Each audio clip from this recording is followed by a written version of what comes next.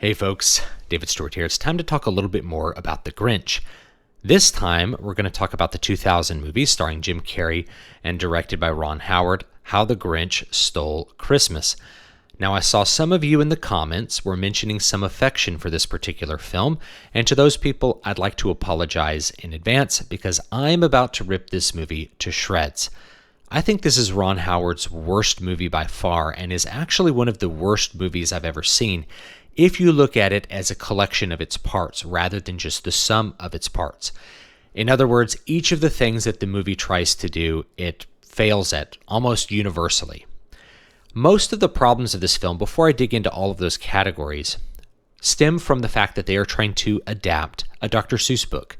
This is a children's picture book with a simple, straightforward plot and messaging. And in order to adapt it, both in the production side and in the story side, you have to add things and alter things that aren't there. In terms of the aesthetics, you're trying to adapt a two-dimensional, very wacky aesthetic into something that exists in 3 dimensions. And there's problems with that, big problems. But at the story level, there's even bigger problems because a 20 or 30-page children's picture book does not adapt well into a 90-minute Hollywood big-budget movie. In order to make a 90-minute movie, you have to add a bunch of crap in. Like the other Grinch movie, the stuff that's added in to make that 90-minute movie ends up really confusing the messaging and the intent and the characterization of the original story, so much so that it even becomes an inversion of what the original story was really all about. With that in mind, let's take a look at the first big category that I like to talk about in the production space, which is aesthetics. The aesthetics of this movie are frankly horrific. The other word I would use to describe them is nauseating, but I'm going to use that word for another part of the production in just a minute. Now, what you get with the aesthetics is a bunch of makeup prosthetics that are pasted onto people's face to make them look a bit like anthropomorphic dogs. And the end result is something that is deeply in the uncanny valley. In fact, I didn't realize how deep the uncanny valley was till I went back and watched this movie again. The Who's in this movie don't look alien so much as they look almost human, which is a deeply unsettling and even sickening effect. And I think the filmmakers were somewhat aware of this reality because several of the characters have their prosthetics highly minimized in order to allow them to look human and in some cases a little bit more attractive. One of them is Cindy Lou Who, the little girl who looks like a little girl with big teeth, so her only malformation is these gigantic teeth. And the other one is this love interest sort of the Grinch and of the mayor sort of, who has her nose a little bit closer to a real human nose to make her look more attractive and a little bit less disgusting. Now, fitting with this is the Grinch character actually played by Jim Carrey, who looks quite monstrous. In fact, you would understand why the Who's would dislike him and want to reject him because he looks disgusting even compared to the Who's. However, he's supposed to kind of be a disgusting and dislikable character, so for him the makeup almost works. Now, the makeup in this movie is very interesting because on a technical level, it's incredibly well done. It's very convincing. It's very detailed, especially Jim Carrey's Grinch outfit, which is apparently made of like dyed yak hair. It's really well done. It's so well done, in fact, that it actually won an Academy Award for Best Makeup. And I think the man who received that was Rich Baker. He did a technically great job, but the problem was not with the execution. The problem was with the aesthetics themselves. They look horrible on screen, and they're very unsettling to a normal human eye. It's a bit like having great musicians play really bad serial music. The problem with the aesthetics also extends to the set pieces, the spaces that the actors are occupying, which are distorted and grotesque, all the way down to like giant rings that go on the actors' fingers. It all looks like they're acting out something in Toontown, but Toontown, which is a place in Disneyland if you've never been to, which is made to look like you're in a cartoon. but Toontown has been distorted and tilted by somebody who's on some sort of drug. In fact, all of the aesthetics combined makes it seem like you're watching some sort of bizarre psychedelic trip, but it's not a good trip. It's a bad trip, and you feel creepy and gross, and a little bit like you're remembering a horror movie. There's a deep sense of unease as you watch the actors kind of pad through these grotesque spaces. Unfortunately, the problems with production do not end with the visual design. They extend into almost every aspect of production, cinematography being another great example. In fact, the cinematography reinforces the sickening nature of the makeup jobs on everybody, which is unfortunate to say because this was actually the last movie that was done by Don Peterman, and he didn't even finish the movie. He had to be replaced like halfway through the production because he had continuing health problems from an injury he sustained in a previous movie. So this would turn out to be the last film that he did, and boy, is it a bad way to go out. The movie's full of these shots that are often too tight. They're shot with wide angle or macro lenses very close to Jim Carrey's face or the face of the other actors. And they're usually shot at very odd angles. The camera will be tilted one way or another, which adds to that feeling that you're witnessing some sort of memory of a psychedelic drug trip, and not a good one. There's virtually no scene other than those that are completely computer generated, where you're able to accurately view the environment and accurately see the actors moving through it. It's almost always distorted on some level, and that adds to that feeling that you're witnessing some sort of drug trip. And so the cinematography I would describe as literally nauseating. The sound design and music is also some of the worst that's been produced by the people involved.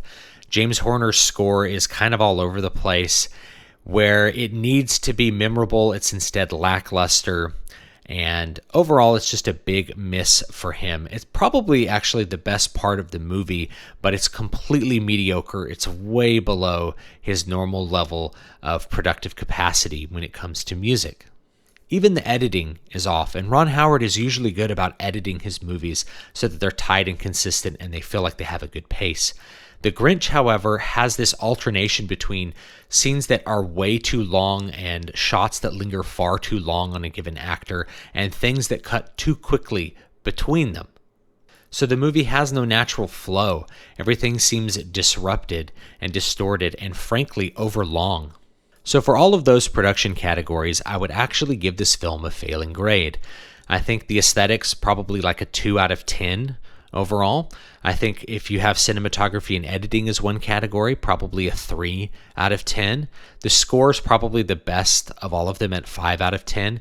And if you were to look at effects as a separate thing from aesthetics, that might be a passing grade, but it's impossible to separate the quality of the makeup effects from how bad they end up looking as an aesthetic system. So I'm not going to give that a separate score. The aesthetics are bad. So overall production, fail. 3 out of 10, 3.5 out of 10. It's bad.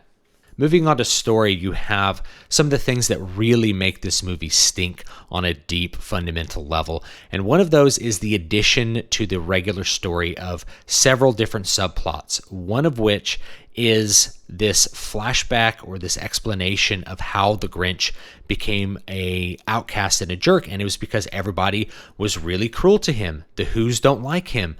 They make it a point to exclude him from things, and so he's bitter and he has a reason to be the bad guy. Now this is a big misstep because the original messaging of How the Grinch Stole Christmas, the book, was that the Grinch had a dislike of the Who's because of their materialism and their decadence. And when he stole their presents, he realized later that after he heard them singing, that they weren't as materialistic as he thought, and then he had a change of heart. Now that's an important redemption arc for this particular, quote, bad guy. But in this case, we really feel for the Grinch as a sympathetic character, that he's justified in doing what he's doing, that the Who's are legitimately bad people and they deserve to be punished. The truth is that there's no likable characters in this movie. We don't like the Who's because they're jerks and they mistreated the Grinch, and the Grinch is justified in hating them, but we also don't like the Grinch. Jim Carrey's performance as the Grinch, some people think that it's good. He was certainly acting his butt off, and probably there was no other actor who could have acted through all that makeup and had any kind of convincing performance. But what results from that performance is a very, very off-putting, unsympathetic, dislikable character. It's kind of like the really annoying kid in class, if you remember elementary school, that you wanted to be sympathetic toward, but every time you wanted to be sympathetic toward him, he'd say or do something that was just detestable. So you end up looking at the entire cast of characters and hating almost all of them. The Who's even tease the little girl for not having enough of a nose at one point in the movie, which is just multiple layers of irony considering how ugly they look with all that makeup on them. Next big problem is the plot. Even with all the added crap, with the Cindy Lou Who having to have some relationship with the Grinch, with the flashbacks, with Grinch having this very awkward love interest that is also kind of interested in the mayor, the movie seems to meander around and do a whole lot of nothing. A lot of characters standing around looking weird, the Grinch yelling at his dog. Nothing seems to go anywhere until the final 20 minutes of the film when everything gets sort of resolved. But you don't really want the Grinch to change his heart because you really feel that the Who's deserve to have everything taken from them, nor do you really feel like they're exhibiting any kind of virtue that you would believe they actually possess given how they've acted in the prior 60 minutes of the film. So all the stuff that they've added in to fill up 90 minutes feels pretty pointless, and when it doesn't feel pointless, it annoys you. So characters and dialogue, I give those a 3 out of 10. Plot, I give that a 4 out of 10. Both of those are failing grades in my book. This story was bad. In fact, I'd probably just deduct another point from the entire story category simply because they screwed up so bad on the messaging for this movie that you don't really know what the moral of the story is supposed to be. Lastly, I like to talk about this category, general effect. This is where I look at the movie as a whole and sort of judge its entire being. Is it more than the sum of its parts? Is it less than the sum of its parts? In this case, I think How the Grinch Stole Christmas is pretty accurately just the sum of its parts, or the average of its parts. I'd probably give the general effect about a 3 out of 10, meaning it's very, very bad. I might even say it's a 2 out of 10, which would be a little bit lower than average. I just can't imagine 90 minutes of my life being more annoying than having to watch How the Grinch Stole Christmas. I can't imagine watching a story that's as ineffective as How the Grinch Stole Christmas. And I can't imagine watching a movie that has quite as much cringe as How the Grinch Stole Christmas. I have a pathos for watching the people involved in this particular movie. I have a feeling of sympathy that they had to endure the production of the movie and endure the product of the movie and had to watch what they had actually made at the end of things and probably had to realize that there wasn't a very good movie on screen. I know Jim Carrey during this production was like mentally almost incapacitated by how difficult it was to get the prosthetics on. He had to sit in a chair for hours on end to get the costume on, to then shoot a couple scenes and sit in a chair for hours to have the costume taken off. And that is going to take a toll on an actor. And I think you can kind of see it in the movie. And I think he also had a drug problem at the time, which also shows up in his wildly strange and ineffective performance. It's like somebody trying so hard to make the product work, but the dialogue isn't there, the story isn't there. Nothing is there to make this movie come together. Jim Carrey just ends up as a flailing idiot through the entire thing. The Grinch, How the Grinch Stole Christmas, 2000, directed by Ron Howard. This movie sucks, and it's actually one of the worst movies I've seen if you look at it from the perspective that I've looked at it. If you like it, you're allowed to like it. But man, I can't think of a worse movie for Christmas than How the Grinch Stole Christmas. It stole 90 minutes of my time that I'm never going to get back. In fact, it's stolen them multiple times because I watched it back when it came out. Anyway, thanks so much for watching, or listening in this case.